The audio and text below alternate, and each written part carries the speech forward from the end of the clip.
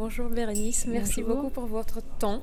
Je vais poser des questions concernant le travail des pères aidants en France. Qu'est-ce que vous faites Alors, donc moi, je travaille pour le centre collaborateur de l'OMS sur la recherche et la formation santé mentale, qui a créé en 2012 un programme de formation pour des personnes qui sont concernées par un trouble psychique, qui sont soit rétablies, soit en train de se rétablir, et qui souhaitent faire bénéficier de leur savoir expérientiel à d'autres personnes. Et sauf que nous, on l'a imaginé dans un contexte où ces pères aidants, que nous on appelle médiateurs de santé père, sont salariés. C'est-à-dire qu'on a souhaité éviter toute forme de précarité. On a voulu faire en sorte qu'ils aient un emploi assuré, avec un salaire assuré et une formation qui leur permette d'être reconnus et de pouvoir avoir un niveau qui puisse aussi leur permettre de faire d'autres choses ensuite. Donc aujourd'hui, nous formons à peu près 35 médiateurs par promotion dans le cadre d'une licence, donc un bac plus 3. Ça veut dire 2 ans? Ça veut dire... Ça dure une seule année en fait, hein, ça dure une année, mais les gens rentrent directement au niveau bac plus 3. Et pendant cette année, ils sont en alternance, c'est-à-dire qu'une partie du temps, ils sont en emploi, disons en moyenne 3 semaines par mois. Ils travaillent dans un hôpital ou dans une structure associative avec des soignants auprès de personnes concernées par des troubles. Et une semaine par mois, ils sont en cours à l'université. Sachant qu'ils viennent de 10 régions, enfin sur la prochaine promotion, il y a 10 régions de France, des grandes régions, hein, donc ça un peu partout en France, qui seront concernées. Et est-ce qu'ils sont rémunérés quand ils sont à l'école? Ils sont rémunérés tout le temps. Ils sont rémunérés en continu. Oui, c'est ça. Et ils gagnent combien d'argent? Ils gagnent un peu plus que le salaire minimum en France, c'est-à-dire aux alentours de, s'ils sont à plein temps, ça doit faire à peu près 1280 € par mois. Ça marche. Et pour rentrer dans la formation, comment ça marche? Alors, ce sont des établissements qui recrutent des médiateurs de santé père, et c'est le fait d'avoir recruté qui donne accès à la formation. Donc, ça part finalement de l'impulsion des établissements et des associations qui recrutent, et après, la faculté valide le dossier de la personne, et ensuite, ça lui donne accès à l'entrée en formation. Ça marche. Et combien de structures cherchent des pères aidants en France? C'est très variable. Là, sur la promotion qui est en train de se terminer, il y a au total 29 structures qui ont employé 35 médiateurs.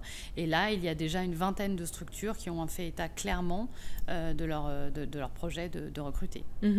Est-ce qu'il y a des limites du travail de père aidant au sein des équipes professionnelles, des psychiatres? La difficulté d'être médiateur, c'est pas tellement l'entraide, c'est pas tellement la père aidance, parce que ça, c'est quelque chose qui se fait assez facilement. Les usagers dans les services sont extrêmement en attente et preneurs de ce travail des médiateurs.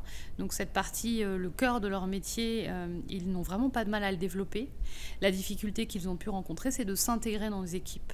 Parce que parfois, les professionnels des équipes sont un peu surpris et ont du mal à reconnaître ce savoir au même titre que leur savoir à eux, peut-être un peu plus formels et médicaux.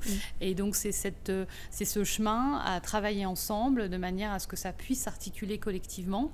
Ça va prendre un peu de temps. Et finalement, pour le médiateur, ce qui va être le plus exigeant, c'est faire sa place, c'est créer son poste, alors que non seulement l'équipe, elle ne s'y attend pas forcément, mais en plus, elle ne sait pas non plus ce que fait un médiateur. Donc, c'est vrai que ça demande, et il faut vraiment le rappeler, une grande autonomie, et une grande force d'initiative.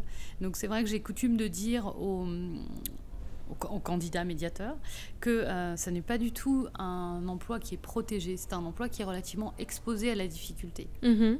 Est-ce qu'ils ont un soutien quand ils sont dans les équipes, des sessions de supervision ou... Voilà, donc nous on a mis en place et on continue à l'étendre par région des possibilités effectivement de supervision et de soutien par des professionnels extérieurs aux établissements.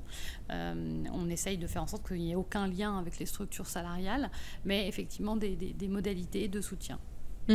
Ça se fréquente environ chaque mois, non, c'est environ tous les 2 mois pour ceux qui l'ont mis en place. Ça marche. Ok. Et nous, CCOMS, on assure un accompagnement très rapproché. C'est-à-dire qu'on est là pour les médiateurs, on répond à toutes leurs interrogations si on peut, on les écoute aussi. Parfois, s'ils le souhaitent, on peut aller sur place dans l'établissement pour aider à faire avancer les choses. Voilà, l'équipe du CCOMS est extrêmement mobilisée sur le programme Médiateur de Santé Père.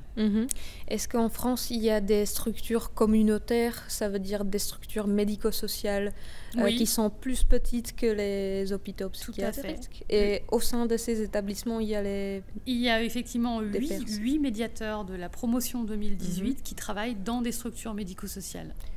Qui sont plus... qui ne sont pas des hôpitaux, qui sont des structures qui ont aussi toute une dimension, en effet, sur l'aspect social, pas que sur le médical. Et effectivement, ça prend sens de plus en plus que les médiateurs y participent.